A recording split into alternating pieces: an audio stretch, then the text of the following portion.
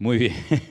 Vamos a orar en esta tarde y poner este tiempo de estudio de la palabra en las manos del Señor y vamos a disfrutar, como siempre hacemos, de la palabra que nos hable y sobre todo en estos días en los que estamos recordando de una manera especial acontecimientos que fueron realmente trascendentales, ¿no?, para la historia de la humanidad. Te damos muchas gracias, Señor, por el privilegio que nos das de abrir tu palabra, leerla, estudiarla.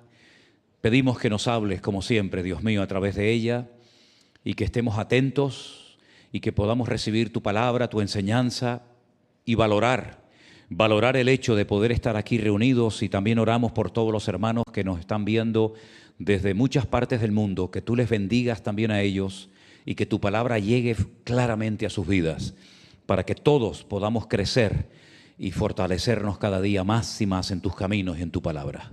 Nos ponemos en tus manos, en el nombre de Jesús. Amén y amén. Gloria a Dios.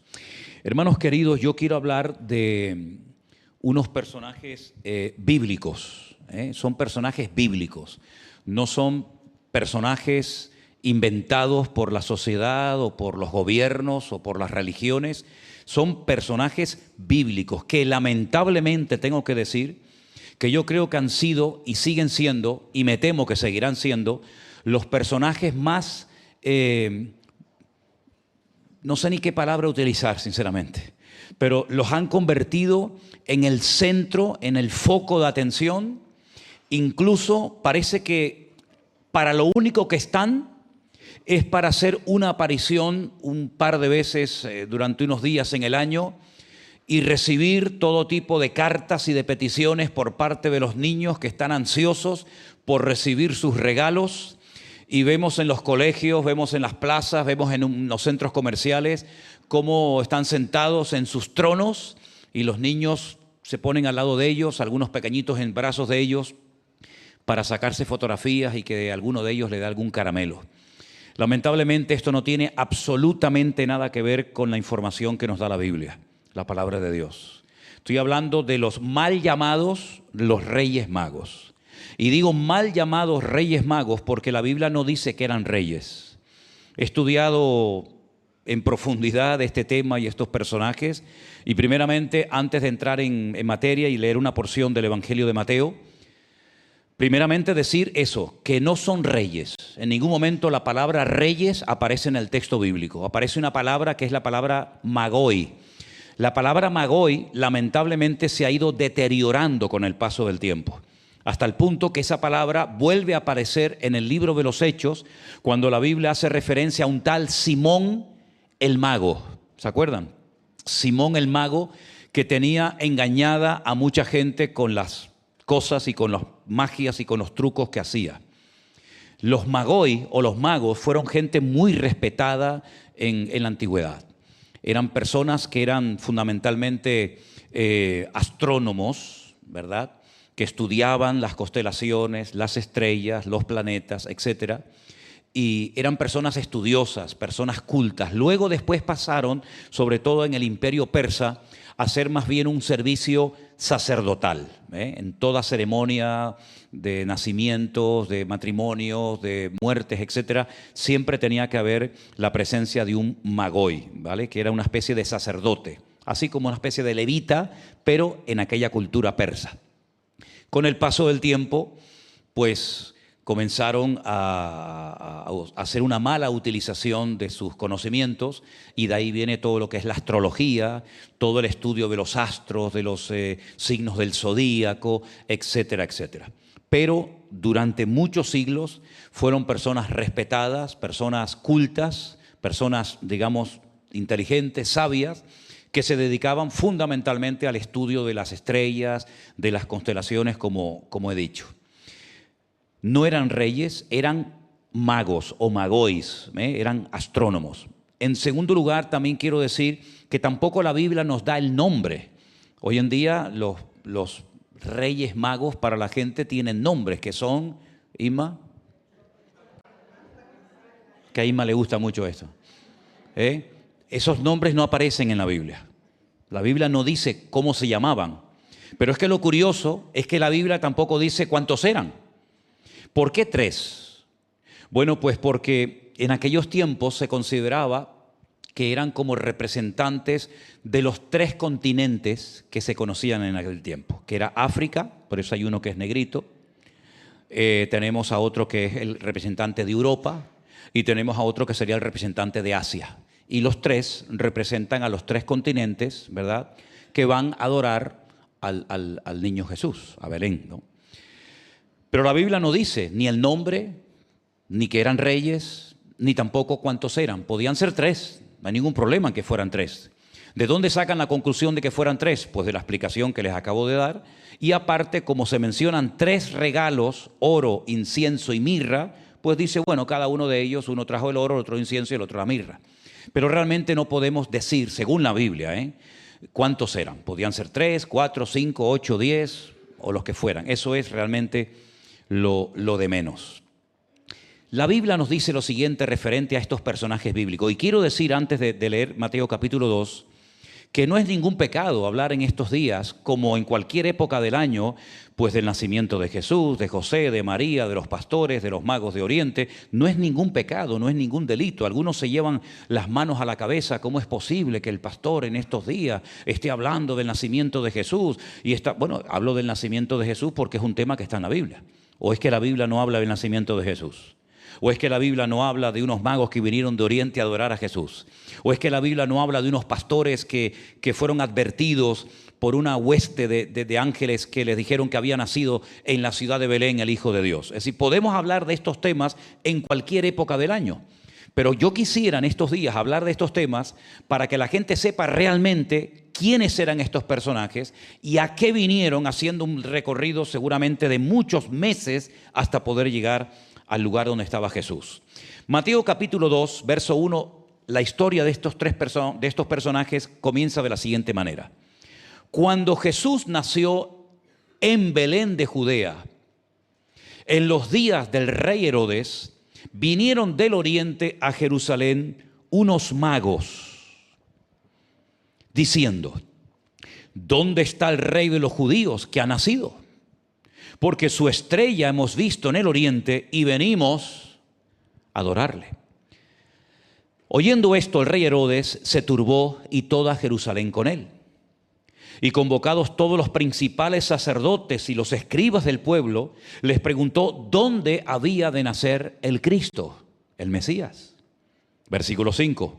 Ellos le dijeron, en Belén de Judea, porque así está escrito por el profeta, se refieren al profeta Miqueas, y tú, Belén de la tierra de Judá, no eres la más pequeña entre los príncipes de Judá, porque de ti saldrá un guiador que apacentará a mi pueblo Israel.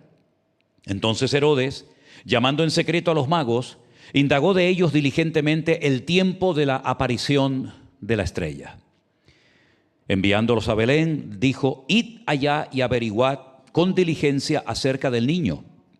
Y cuando la halléis, hacédmelo saber, para que yo también vaya y le adore. Ellos, habiendo oído al rey, se fueron, y aquí la estrella que habían visto en el oriente iba delante de ellos, hasta que llegando se detuvo sobre donde estaba el niño. Dice el versículo 10, y al ver la estrella se regocijaron con muy grande gozo. Y al entrar en la casa, fíjense, no habla de establo, no habla de pesebre, habla ya de una casa. Al entrar en la casa, vieron al niño con su madre María y postrándose lo adoraron. Y abriendo sus tesoros le ofrecieron presentes, oro, incienso y mirra. Pero siendo avisados por revelación en sueños que no volviesen a Herodes, regresaron a su tierra por otro camino. ¿Cuántos dicen amén? Qué historia tan interesante, ¿no? Por cierto, Marcos no nos dice nada de la visita de estos personajes, y Lucas tampoco, y Juan tampoco. Así que doy gracias a Mateo, porque se animó a contarnos la visita de estos hombres que vinieron de lejanas tierras a traerle presentes al Señor Jesús, al niño en aquel momento, porque si Mateo no nos hubiera hablado de estos personajes, nunca sabríamos, nunca, que el Señor Jesús y sus padres fueron visitados por estos personajes tan interesantes.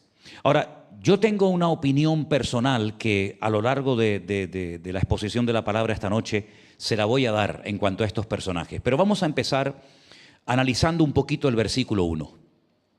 El versículo 1 dice que Jesús nació, pues donde dice la Biblia que tenía que nacer, en Belén de Judea. El único profeta del Antiguo Testamento, y mira que hay profetas en el Antiguo Testamento, muchos conocidos y otros no tan conocidos, muchos recibieron mucha información acerca del Señor Jesús, por supuesto unos más y otros menos, pero el único profeta de la antigüedad que sabía dónde iba a nacer el Señor fue el profeta Miqueas.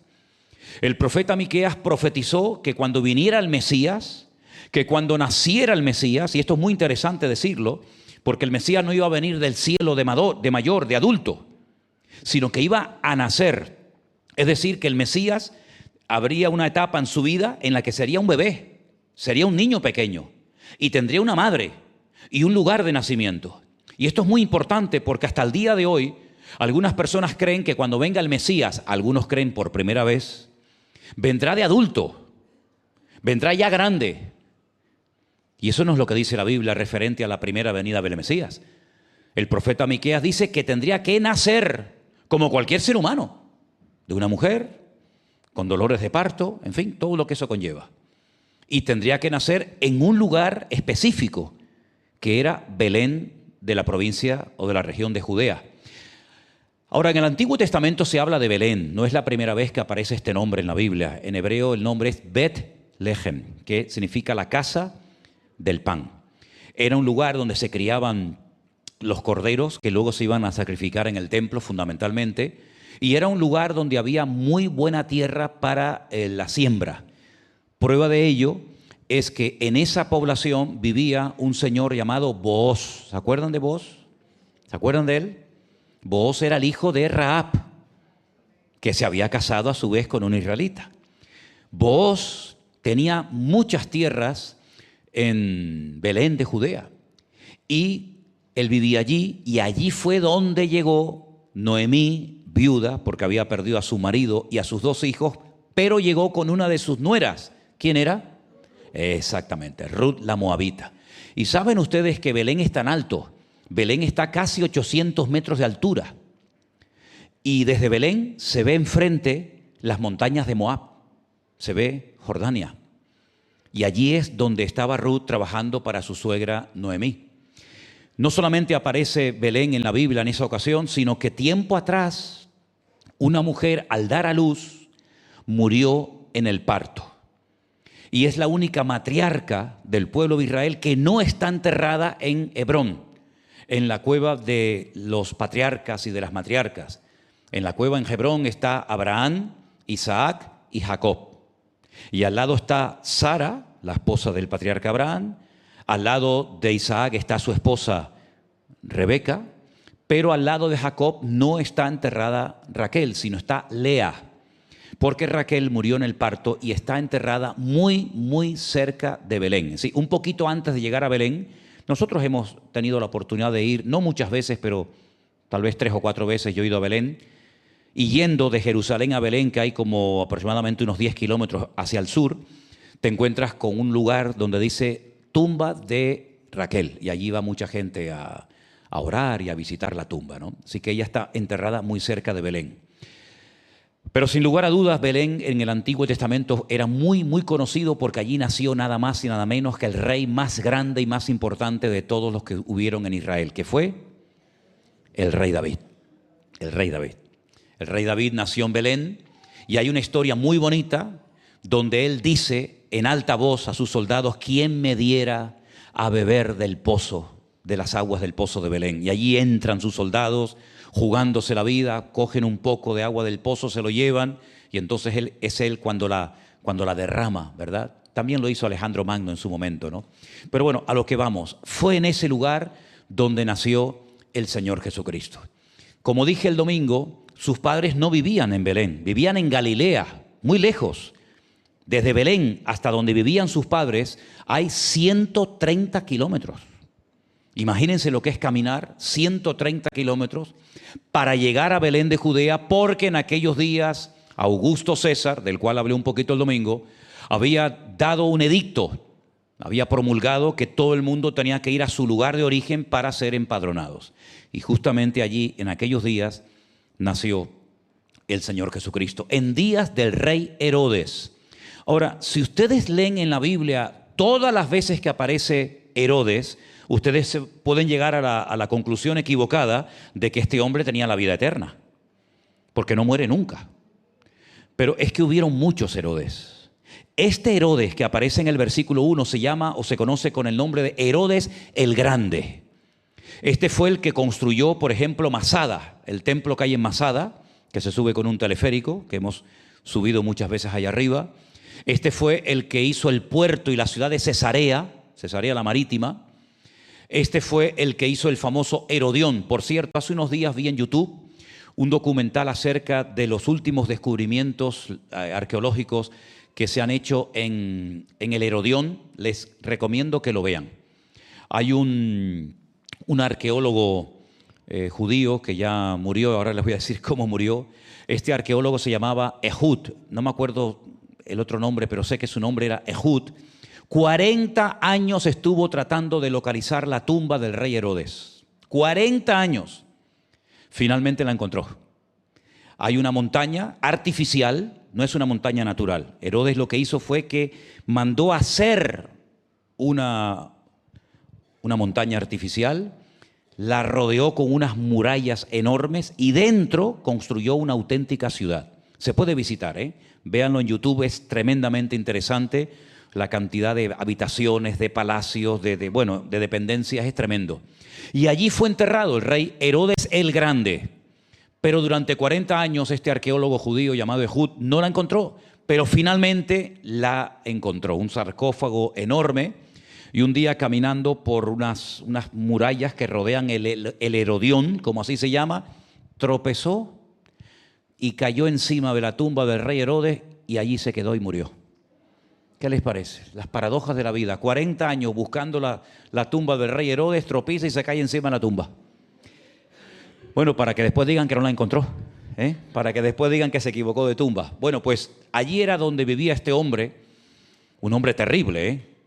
Si ustedes están interesados un poquito en conocer la historia, este era un demonio. Mira, este mató a su madre, se llamaba Alejandra. No hay ninguna Alejandra aquí, ¿no? Mató a su mujer, a Mariana. Mató a 3 de sus hijos, Antípater, Alejandro y Aristóbulo. Los romanos, que fueron los que le pusieron, porque este era idumeo y medio judío, ¿verdad? Lo pusieron los romanos porque se fiaban de él, era cruel. Los romanos decían que un cerdo vivía más seguro que una persona en el palacio del rey Herodes. Era desconfiado, era antipático, era agresivo, era terrible.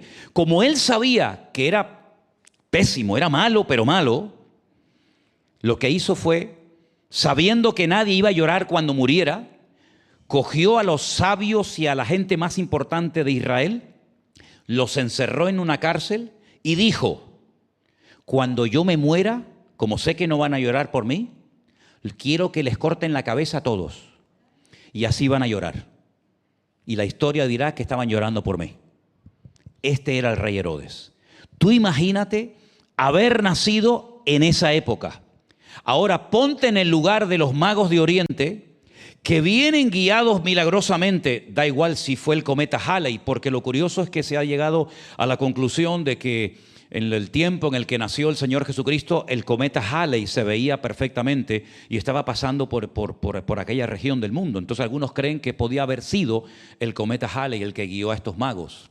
Otros piensan que fue una alineación de las estrellas Almitag, Almilán y Mintakah, que se alinearon con una serie de planetas y Júpiter y no sé qué. Bueno, realmente no sabemos exactamente qué fue lo que sucedió, pero estos hombres entendieron que alguien importante había nacido y que había que ir a adorarlo y había que ir a hacer acto de presencia y llevarle presentes, pues como se hacía cada vez que se visitaba a una persona importante y en este caso un rey.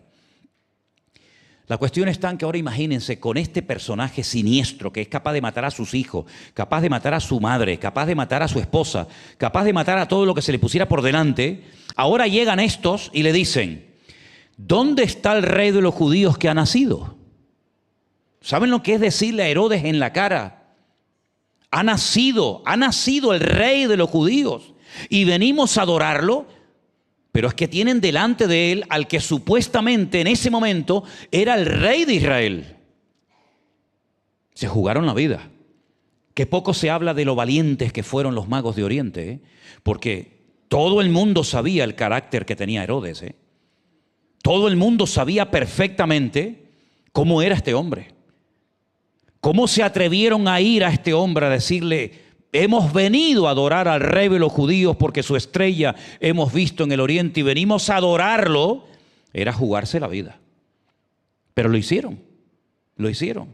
Lo curioso es que Herodes, que conocía un poco las escrituras porque tenía algo de judío en su sangre, llamó, dice, que a los principales sacerdotes y a los escribas del pueblo, los profesionales de la religión, y le dice: ¿dónde tiene que nacer el Mesías según las Sagradas Escrituras? Y ellos le dieron la respuesta exacta. Conocían el versículo de memoria.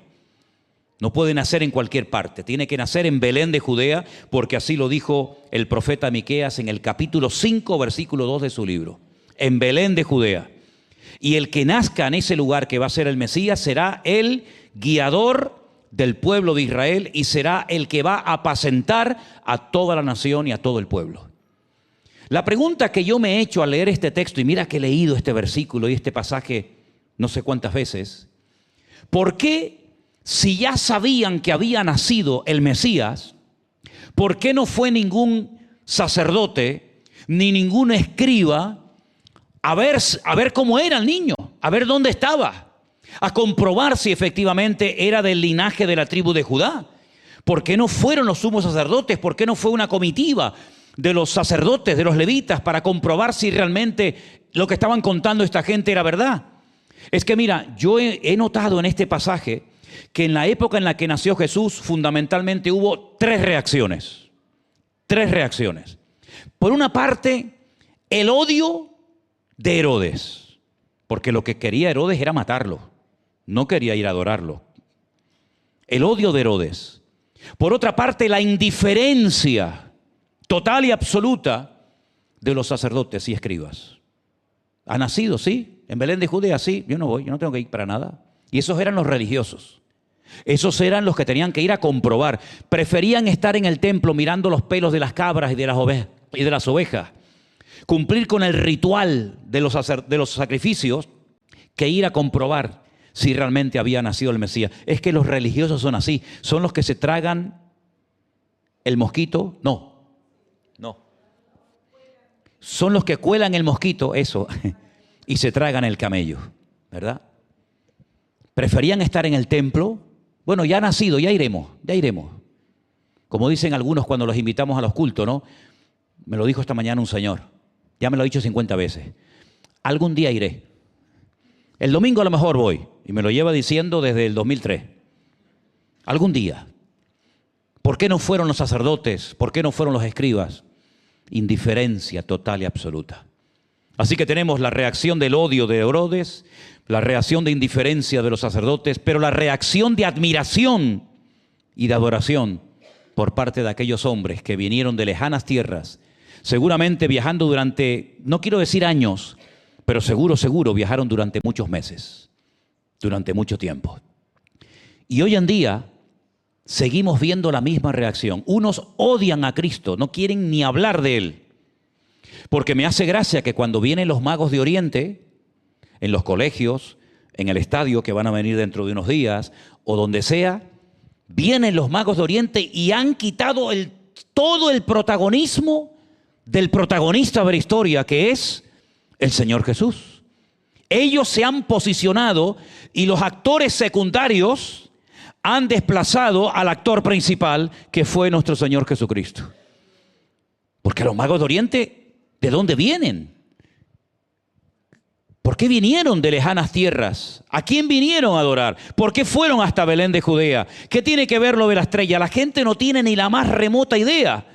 Yo sé que hay algunos hermanos que nos están viendo de otros países en esta tarde que les sorprende esto de los magos de Oriente, pero es que aquí en España esto está tan arraigado. Yo sé que, por ejemplo, en otros países está lo del Papá Noel, ¿no?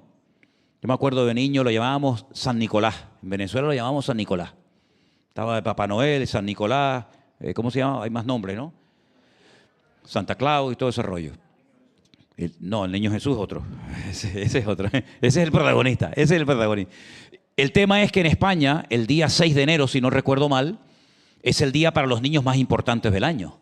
Porque es el día en el que vienen los magos de Oriente con sus regalos o con carbón, según haya sido el comportamiento de Natán. Así que a ver lo que te van a traer este año. Y a mí me decían, bueno, ya no era tan pequeño, que había que dejar la ventana media abierta y dejarles algo de agua y comida para los camellos. Eso es lo que nos decían. Y uno hacía una carta con aquella ilusión, ¿verdad? Esto en España está muy arraigado, muy arraigado. Lo que me ha llamado la atención que cuando yo vine de Venezuela y salíamos a las calles estaban llenas de niños con balones, con bicicletas, con gente vestida de futbolista. Llevo 2 años asomándome al balcón el Día de Reyes y no hay ni un niño en la calle a esas horas. Claro, están con las maquinitas, están con las máquinas diabólicas en las casas jugando. Entonces ya eso de un balón, de una bicicleta, como que ya no pega, ¿no? Pero es interesante notar que estos hombres viajaron durante meses, hombres de ciencia, hombres cultos, hombres que sabían lo que significaba aquella alineación de planetas, hombres que sabían perfectamente lo que estaba sucediendo en lejanas tierras como era Belén de Judea. ¿De dónde sacaron esa información? Y ahí es donde yo voy a dar mi opinión personal. Ustedes saben que en el Antiguo Testamento hubo un profeta. No sé si él se consideraba profeta, pero nosotros lo consideramos y lo llamamos un profeta, que fue el profeta Daniel, que él había recibido a lo largo de su vida muchas visiones y revelaciones acerca de los acontecimientos finales. No voy a hablar ahora de todas las visiones y revelaciones y profecías que recibió porque nos llevaría mucho tiempo. Pero en una de ellas, él recibe la fecha de la primera venida del Mesías. El Señor le dijo, más o menos así, parafraseo el texto, sabe pues y entiende que desde la salida de la orden para restaurar Jerusalén y los muros hasta el Mesías príncipe, y le da una fecha. Se podía hacer un cálculo, desde que salieran del cautiverio en Babilonia hasta que apareciera el Mesías, pasarían 483 años o 69 semanas según el calendario hebreo, ¿no? Es decir que cuando salieran del cautiverio en Babilonia, que salieron en varios grupos con Zorobabel, con Nehemías, etcétera, con Esdras, se podía contar y saber cuándo nacería el Mesías. Además, se sabía dónde iba a nacer, que era en Belén de Judea. Es interesante notar que el día que el Señor Jesucristo entró triunfalmente a la ciudad de Jerusalén, antes de entrar, se detiene en el Monte de los Olivos y hay allí una iglesia que se llama la iglesia de la lágrima, que tiene como forma de lágrima, ¿verdad? Donde cuenta la tradición que Jesús se detuvo y en el altar mayor de la iglesia hay un gallo, o mejor dicho, una gallina arropando a los polluelos, y en latín aparece ese versículo que dice: Jerusalén, Jerusalén, que matas a los profetas y apedreas a los que yo te envío. ¿Cuántas veces yo quise juntar a mis hijos como la gallina junta a sus polluelos y no quisisteis, ¿verdad? Allí se para el Señor Jesucristo y llora, porque Él sabe que aunque ese día le van a recibir triunfalmente y van a decir aquella frase que se decía solamente cuando viniera el Mesías, Baruch haba Beshem Adonai, bendito el que viene en nombre del Señor, Él sabía perfectamente que esa multitud, que esa masa de gente que le estaba recibiendo con palmas y con vítores ese día, esos mismos, esa misma semana, iban a pedir su vida a Poncio Pilato, el gobernador de Judea. Por lo tanto, él llora, porque él no solamente ve lo que le va a pasar dentro de unas horas, sino él ve lo que le va a pasar a él y lo que le va a pasar a la ciudad. Una destrucción total y absoluta que ocurrió pues unos pocos años después de su profecía, ¿no? En el año 70 después de Cristo. Así que toda esa información acerca de la venida del Mesías y todos los tesoros, porque no se olviden que Nabucodonosor engrandeció muchas veces a Daniel y a sus compañeros y llegó a ser una persona muy influyente y tremendamente rica. Daniel fue un hombre tremendamente rico y próspero en Babilonia, pero él no tuvo descendencia. ¿Cómo se llamaba la esposa de Daniel? ¿Cómo se llamaron los hijos de Daniel? No lo menciona en la Biblia. Probablemente fuera un eunuco en el palacio del rey, porque esa era la condición para poder vivir en el palacio del rey, donde estaba el harén de todas las esposas del rey. Por lo tanto, él no tuvo descendencia, pero sí compartió toda la información. Sí compartió todo lo que él había recibido de parte del Señor en revelación. Y algunos opinan que esa fortuna de oro, de incienso y de mirra, especies tremendamente valoradas y caras en aquella época, y aquellas personas sabían que había nacido en Belén de Judea el Mesías, el Hijo de Dios, por toda la información que probablemente recibieron de los mismos labios del profeta Daniel. La mayoría de los comentaristas dice o vinieron de lo que es la zona de Babilonia, lo que es hoy en día Irak, entre el río Éufrates y Tigris, lo que se llama la Mesopotamia, o pudieron venir tal vez de Persia, que es el país de Irán en la actualidad, país que también conoció como imperio Daniel, porque él sobrevivió al imperio babilónico y conoció el imperio de los medas y de los persas. Sea como sea, estos hombres vienen, primeramente van al palacio del rey Herodes y le dejan bien claro con su pregunta, porque la pregunta, si ustedes se dan cuenta, desde mi punto de vista, tiene como doble intención. Primero voy al rey. La pregunta es, ¿por qué fueron al rey Herodes? Sabiendo cómo era, sabiendo que podían perder la vida. ¿Por qué se atreven a ir al palacio del rey? A preguntarle dónde está el rey de los judíos. Es como si fuéramos, bueno, creo que el rey de España vive en ¿cómo se llama? La Zarzuela, ¿no? La Zarzuela creo que es, ¿no? Sí, porque la Moncloa es el de Peter. Peter es el de la Moncloa. En la Zarzuela vive Felipe, ¿no? Y entonces imagínate que uno llega y se encuentra a Felipe, el rey de España, y dice, oye, una preguntita, venía a ver al rey de España.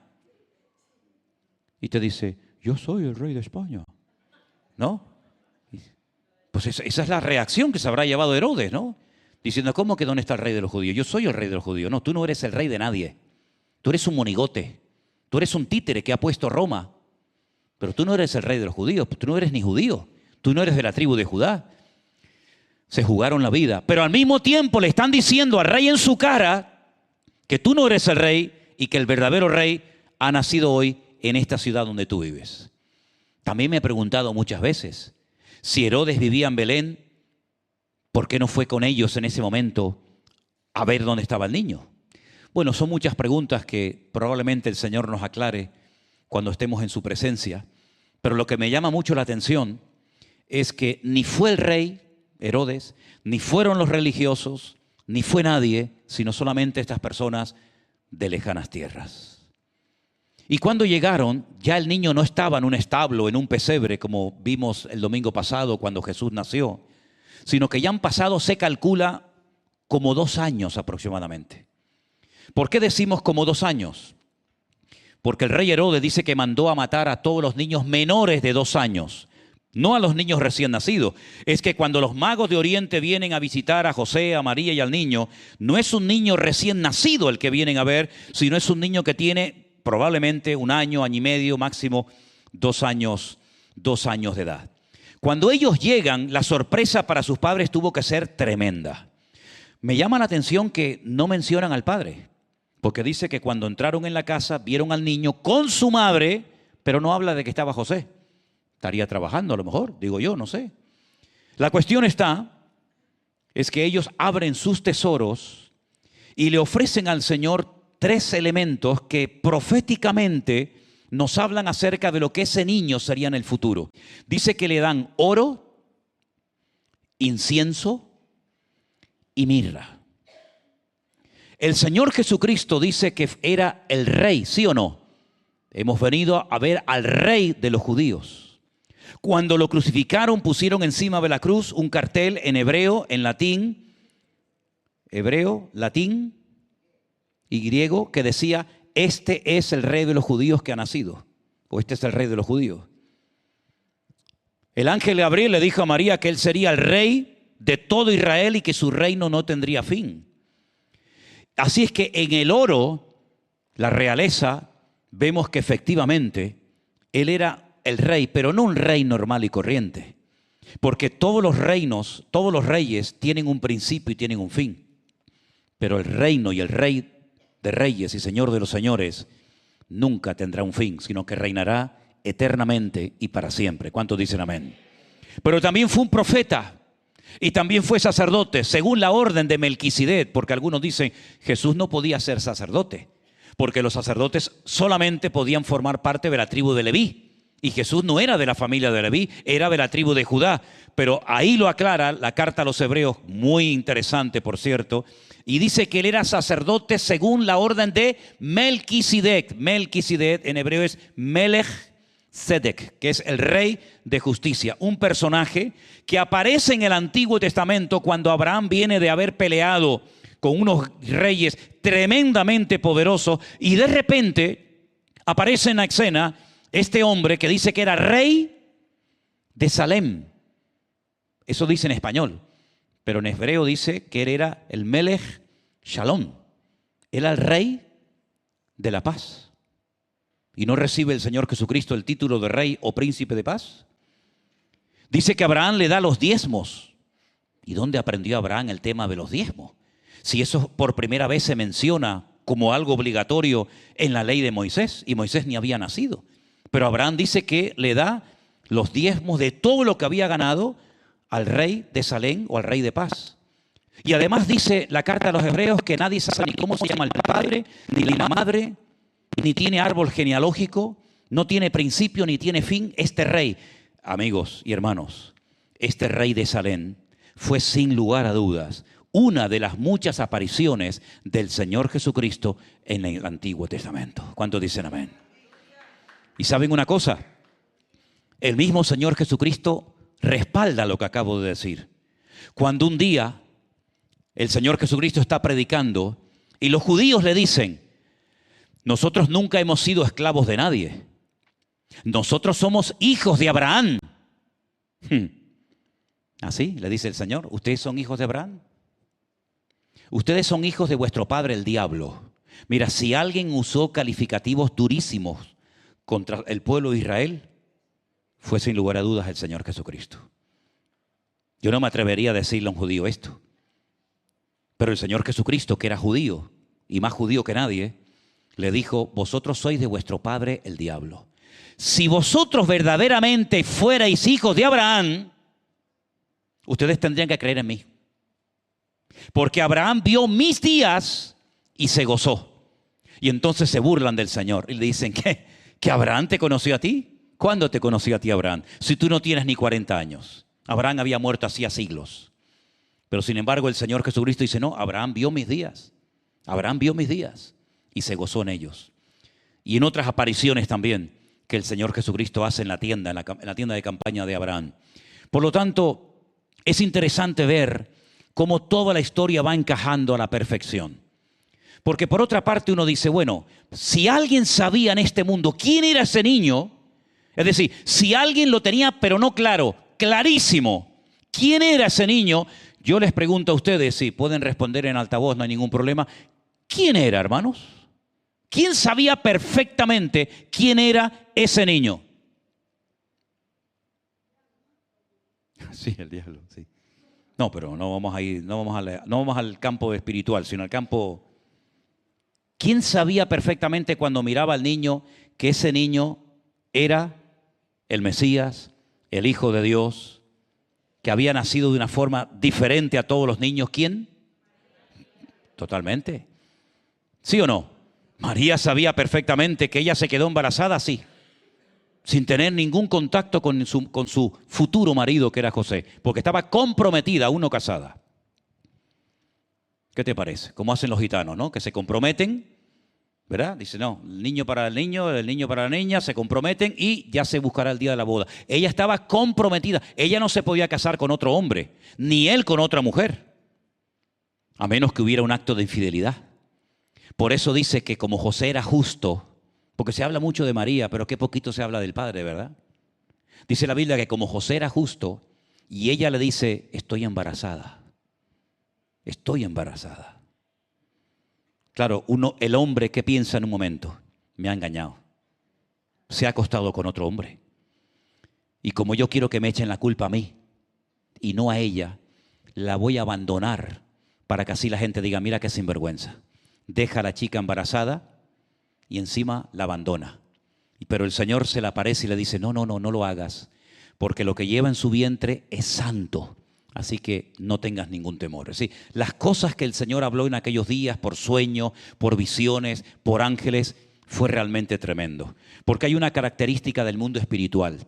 Y es que cuando están a punto de suceder cosas muy, muy impactantes en el mundo, en la sociedad, hay una aparición de ángeles y visiones y revelaciones como nunca antes. Porque es la forma como el Señor va anunciando lo que se viene, ¿verdad? Ahora, María sabía perfectamente que ese niño era el Hijo de Dios, que ella quedó embarazada, como le dijo el ángel Gabriel, por obra y gracia del Espíritu Santo. Lo quieran creer o no, eso es lo que dice la palabra de Dios y eso es lo que creemos. Amén, hermanos. Amén. Muy bien.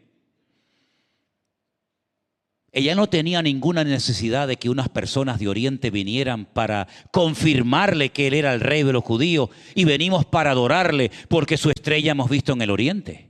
Ella no tenía necesidad de que nadie le dijera que él era el rey o iba a ser el rey de los judíos, porque ella sabía perfectamente que ese niño era un niño especial. Todas las madres de Israel, escuchen bien esto porque esto es la verdad, todas las madres de Israel soñaban con tener algún día, con parir algún día al Mesías, al Redentor de Israel.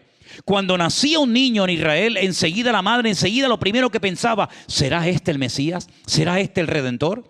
Pero ella no tenía ninguna duda. Ella sabía que ese niño tenía un propósito especial porque ya el ángel Gabriel se lo había dado. No tengo tiempo ahora, pero lean ustedes el mensaje que Gabriel le da a María y le da 7 profecías. 7 profecías. No temas, María, has hallado gracia ante los ojos de Dios. He aquí que darás a luz un hijo, será su nombre Emmanuel, será grande, reinará sobre la casa de Jacob para siempre. Sí, 7 profecías, de las cuales 4 se han cumplido. Es una tarea que les pongo, háganlo ustedes. Quedan 3 por cumplir. ¿Para qué tienen que venir los magos de Oriente a decir hemos visto su estrella en el Oriente y venimos a adorarlo porque sabemos que Él es el Rey? Es que los magos de Oriente no vinieron solamente para adorar al niño, sino que cumplieron una función fundamental y es lo que dice la Biblia en uno de los primeros versículos que yo aprendí de memoria en mi vida, que es Filipenses 4:19, que dice, mi Dios pues suplirá todas vuestras necesidades conforme a sus riquezas en gloria en Cristo Jesús. Ellos van a tener que huir. Ellos no pueden permanecer ni un minuto más en ese lugar. ¿Por qué? Porque Herodes le ha puesto precio a la cabeza del niño. De hecho, muchos niños murieron. Dice la Biblia, por ejemplo, en el capítulo 2, en el versículo 17, entonces se cumplió lo que fue dicho por el profeta Jeremías cuando dijo, voz fue oída en Ramá, grande lamentación, lloro y gemido, Raquel llora por sus hijos y no quiso ser consolada, ¿verdad? Muchos niños murieron, pero este niño logró salvar su vida porque el Señor le había revelado a José que tenían que huir. ¿A dónde? ¿A dónde tenían que huir, hermanos? Pues al país más cercano que tenían yendo hacia el sur, que era Egipto. Ahora, yo no sé cómo están ustedes de geografía, hermanos, pero no estamos hablando de que fueron en coche, ¿eh? No fueron en tren, no fueron en un avión. Fueron caminando desde Belén hasta Egipto. Visualice usted el mapa un momentito en su cabeza, qué lástima que no se me haya ocurrido ponerlo aquí para que lo vierais, pero es un camino larguísimo. Tienen que salir de Israel, tienen que adentrarse en la península del Sinaí. Probablemente habrán entrado por la franja de Gaza, ¿verdad? Por la franja costera de Gaza. Sea como sea, se tuvieron que meter por el desierto de la península del Sinaí hasta llegar a las ciudades habitadas de la época. Y bueno, si logran llegar con una criatura de 2 años, este hombre es un extranjero. Los egipcios no guardan un buen recuerdo de los hebreos, de los judíos. ¿Por qué? Porque siglos atrás, por culpa de este pueblo, nuestro país quedó totalmente destruido. El faraón murió, el heredero murió. Las plagas destrozaron los animales, destrozaron los campos, las cosechas. Este pueblo nos destruyó y ahora viene un judío, un extranjero, a habitar entre nosotros. No es nada fácil, ¿eh? Pero tan bíblico es quédate en tu sitio como tan bíblico es huye de este lugar a otro lugar. No huyeron por cobardía, huyeron porque el Señor les dijo que lo tenían que hacer. Qué curioso, ¿no? A unos les dice que salgan corriendo de Egipto y a otros les dice el Señor, tienes que volver a Egipto. Pero es que había una profecía que decía, de Egipto llamé a mi hijo. Oseas capítulo 11, verso 1. De Egipto llamé a mi hijo. Claro, tiene una doble interpretación, porque también es verdad que la Biblia dice que Israel es como el hijo del Señor. Pero por otra parte también el Señor Jesucristo, como el unigénito, del Padre, también fue llamado de Egipto. 2 años estuvieron en Egipto. 2 años. Una pregunta, ¿dónde vivieron? ¿De dónde sacaron dinero para alquilar una casa? ¿Y para comer? ¿Y para ponerse ropa? Los magos de Oriente trajeron oro, incienso y mirra para que estuvieran tranquilos 2 años, para que después pudieran volver, pero dice que como tenían todavía cierto temor, se fueran a vivir a otro lugar llamado Nazaret. No fueron a Galilea, no fueron a Belén, se fueron a otro lugar llamado Nazaret, y de ahí viene lo de Jesús de Nazaret, porque fue criado en aquella zona. ¿Os dais cuenta todos los detalles cómo están controlados por el Señor? Ahora, mi pregunta es, ¿hoy en día el Señor tiene sobre nuestras vidas el mismo control que tenía hace 2000 años? ¿Sí o no? Lo controla todo, lo sabe todo. A veces nosotros nos rompemos la cabeza, decimos, Señor, ¿cómo voy a pagar esto? ¿Cómo voy a pagar lo otro? ¿Y cómo voy a poder pagar esta factura? ¿Y cómo voy a hacer esto? El Señor tiene todo bajo control. ¿Nació el Señor Jesucristo en Belén de Judea, sí o no? Nació, hermanos, nació. Pero es que no podía nacer porque las probabilidades eran remotas, porque es que sus padres no vivían allí. ¿Cómo se va a ir 130 kilómetros caminando una mujer con un barrigón así? Pues se fue. Porque había un edicto, era una ley, era una obligación tener que ir al lugar de origen. Imagínense ustedes el barrigón que tenía hasta el otro día aquí doña Agus. Imagínense con ese barrigón que se tenga que ir caminando 130 kilómetros. Eso no hay quien la aguante. Pero mira cómo el Señor utilizó a César Augusto, que no sabía nada de las profecías de la Biblia, para que tuviera que movilizar a millones de personas y sobre todo a José y a María y llegara el día exacto del nacimiento del Señor Jesús. Mira cómo el Señor tenía todo preparado de antemano para que José y María pudieran huir a Egipto y estar tranquilitos 2 años sin tener que preocuparse por los aspectos económicos. Ese es nuestro Dios. Alguien se había quedado con las ganas de aplaudir, pues apláudanle ahora al Señor, porque ese es nuestro Dios, querido hermano. Ese es nuestro Dios, aleluya. El Dios que lo sabe y lo controla todo. Mira, termino diciendo esto. Hay una fiesta en el calendario judío que la llaman, ustedes saben, el Yom Kippur. Es el día en el que el sumo sacerdote entraba al lugar santísimo, como ya les he explicado muchas veces, para presentar el sacrificio. Luego el sumo sacerdote salía, extendía las manos hacia el pueblo, los bendecía, etcétera, etcétera. Muy bien. Miren, hermanos, el Señor Jesucristo, que lo sabe, que lo conoce y que lo puede todo, se va a encargar de todos y de cada uno de nuestros detalles. No le va a faltar a nuestra vida nada. Ellos creen que en ese día Dios juzgaba al mundo y lo siguen creyendo hoy en día. Ellos días antes llaman por teléfono, escriben cartas, te visitan pidiéndole perdón a la gente que ellos creen que han ofendido. Tienen unas oraciones especiales, que yo las tengo por ahí en mi casa escritas, que las dicen por si acaso han hecho una promesa y no la han cumplido. Es decir, intentan ponerse lo mejor delante del Señor. Pero lo que me llama la atención es que ellos tienen una costumbre que dicen que ese día, el día del Yom Kippur, Dios decide lo que en el próximo año te va a pasar con tu vida. Ahí Dios decide cuánto vas a ganar, todo lo que te va a suceder. En ese día Dios hace como un balance de lo que ha sido tu vida y dice, bueno, de aquí al próximo año a este hombre le va a pasar esto, esto y esto y esto. Es una costumbre, es una tradición que ellos tienen. Sea como sea, lo que sí creemos y tenemos la seguridad absoluta de que si estamos en línea con el Señor, en orden, en obediencia, en santidad, alineados con Él, los que amamos a Dios, todas las cosas nos van a ayudar a bien. José tuvo que cerrar su carpintería, tuvo que cerrar su pequeño negocio, sus herramientas, lo tuvo que dejar todo, su casa, su herramienta, todo. ¿Pero por qué? Porque el Señor lo movió. Y dice la Biblia que cuando uno cree en el Señor, el que mueve a esa persona es el Espíritu de Dios. Y fíjense hasta qué punto es importante aprender a moverte, no por impulsos carnales, no por emociones, sino por el Espíritu de Dios, que en el capítulo 8 de Romanos, que es un capítulo maravilloso, se llama, o lo titulan, Viviendo en el Espíritu, que para mí es uno de los capítulos más profundos y preciosos de la Biblia. Hay un versículo que dice que los hijos de Dios son los que se dejan guiar por el Espíritu de Dios.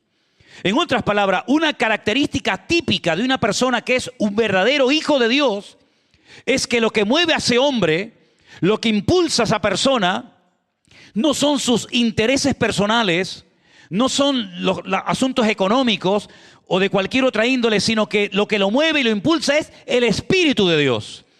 Porque dice que todo el que ha nacido del Espíritu, pues se deja guiar por el Espíritu, y tú no sabes de dónde viene el viento ni a dónde va. Dice, así son los hijos de Dios, que son guiados por el Espíritu de Dios. Y tú tienes que dejarte mover por el Señor. Que Él abra las puertas que quiere que atravieses y que permanezcan cerradas, aunque te duele y te haga llorar. Las puertas que el Señor no quiere que se abran. Y si aquello que querías tanto no se dio, no pasa nada. El Señor tendrá una cosa mejor. Me imagino a José, ¿no? Ya es algo personal. A Egipto. ¿Y para qué voy yo a Egipto? Pues si yo vivo aquí. Yo no vivo en Egipto. A mí no me gusta ir allí. Además, eso queda lejísimo. El calor que hace en Egipto. Y podía haber puesto 20.000 pegas. Callado la boca, Egipto. Ahí se fue a Egipto. Y lo mismo le pasó a Felipe cuando el Señor le dice, deja este avivamiento, deja este mover tremendo del Espíritu Santo en Samaria y vete al desierto. Y Felipe se calla y se va al desierto y obedece al Señor. Así es como tenemos que ser todos y cada uno de nosotros. Si tenemos a Cristo en nuestras vidas, si ha nacido en nuestros corazones, si es nuestro Rey, pues dice que esta gente lo que vino fue adorar al Señor Jesús. ¿Pero adorar a quién? A un rey. ¿Pero a qué rey? Si es un niño, si no habla, no ha hecho ningún milagro, no ha dado ninguna predicación, no es un niño prodigio que ya a los 2 años hace milagros y señales, como hay un libro apócrifo que dicen que Jesús cuando fue a Egipto sorprendía a la gente porque hacía, como el padre dice que era carpintero, son leyendas, ¿no? De hecho hay un viaje turístico que te llevan a la carpintería de José a Egipto.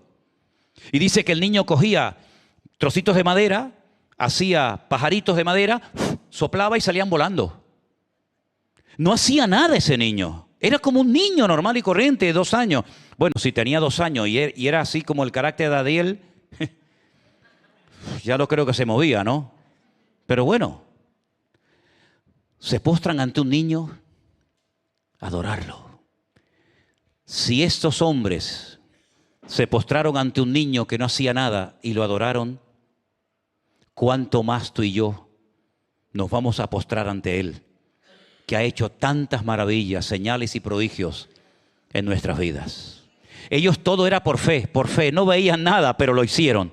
Nosotros, hermanos, tenemos miles de motivos para decir, ¿cómo no voy a adorarte, Señor? ¿Cómo no voy a bendecirte? ¿Y cómo no voy a servirte con mi vida después de todo lo que has hecho en mi vida? Amén, hermanos. Seamos como aquellos hombres, obedientes, sacrificados, esforzados, y pongamos nuestros tesoros, nuestros talentos, los ponemos a los pies del Señor, porque no son para nosotros, son para nuestro Señor Jesucristo. ¿Cuántos dicen amén? Denle un aplauso al Señor en esta noche y nos ponemos de pie. Aleluya. Gloria a ti, Señor Jesús. Señor, te damos gracias por tu palabra. Gracias porque en estos días, de una manera especial, podemos recordar estos acontecimientos maravillosos que cambiaron el rumbo de la historia, Señor. Gracias por el ejemplo de estos hombres que vinieron de lejanas tierras para adorarte a ti, Señor. Nosotros queremos hacerlo todos los días de nuestra vida, porque entendemos que tú eres nuestro Rey, nuestro Dios y nuestro bendito Salvador. Gracias, Padre, por tu palabra.